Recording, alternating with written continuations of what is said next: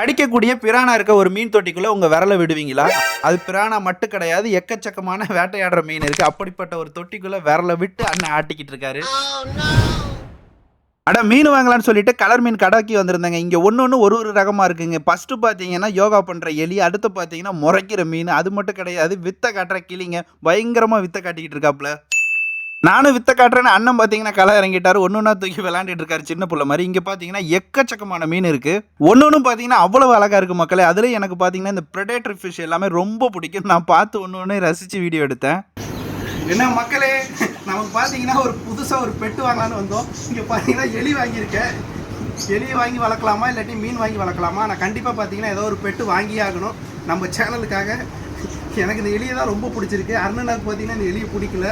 குடின கடிச்சு வச்சு மக்களே, நம்மளோட பெட்டு பார்த்தீங்கன்னா ஏறி குதிச்சு ஓடிக்கிட்டு இருக்கு அண்ணனா மேலே. அண்ணா இவனுக்கு என்ன பேர் வைக்கலாம்? சூட்.